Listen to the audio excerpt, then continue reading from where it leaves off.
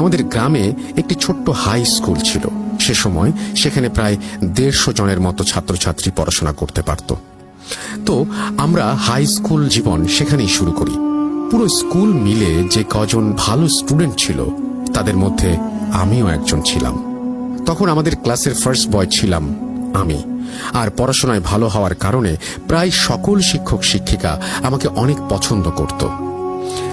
একজন স্কুল পড়ুয়া ছাত্র হিসেবে অন্য 8-10টা ছেলের মতো আমারও কিছু বন্ধু ছিল।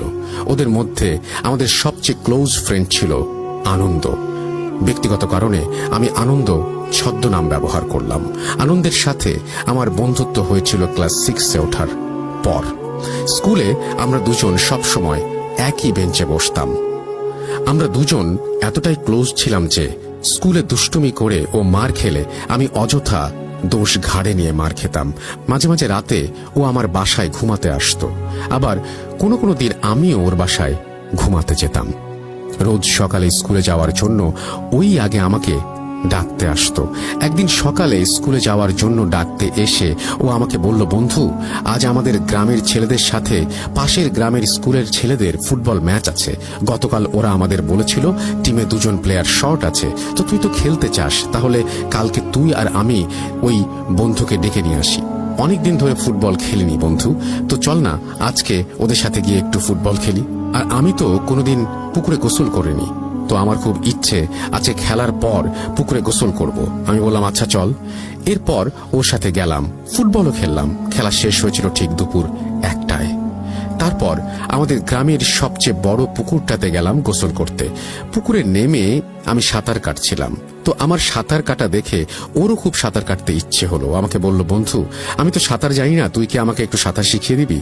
আমি বললাম, আরে এটা কোনো ব্যাপার নাকি।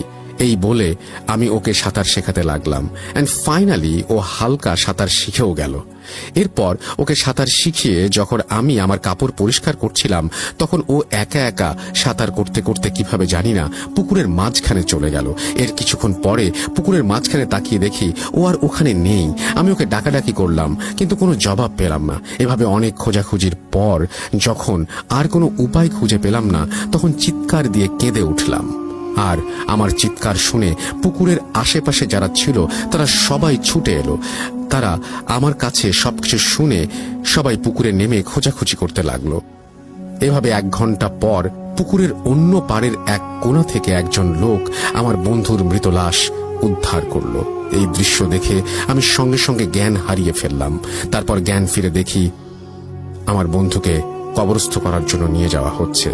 এই দৃশ্যটা দেখে আবারও কান্না করতে লাগলাম এবং ওর লাশটাকে আটকানোর জন্য ছুটে যাওয়ার চেষ্টা করলাম, কিন্তু আমাকে প্রায় 10 জনের মতো লোক ধরে রাখায় আমি কিছুতেই ওর কাছে যেতে পারিনি। সেদিন আমি রাত দিন 24 ঘন্টার মধ্যে প্রায় 10 ঘন্টাই কেঁদেছিলাম। 2 দিন ধরে খাওয়া দাওয়া সবকিছু বন্ধ করে দিয়েছিলাম। এভাবে 1 মাস কেটে গেল। এরপর একদিন হঠাৎ রাতে ওকে স্বপ্নে দেখতে পেলাম। স্বপ্নেও আমাকে বলছিল, বন্ধু, তোকে ছাড়া আমি এখানে খুব কষ্টে আছি, আমি এখানে একা থাকতে পারছি না, তুই প্লিজ আমার কাছে চলে আয়। তারপর হঠাৎ করে আমার ঘুম ভেঙে গেল।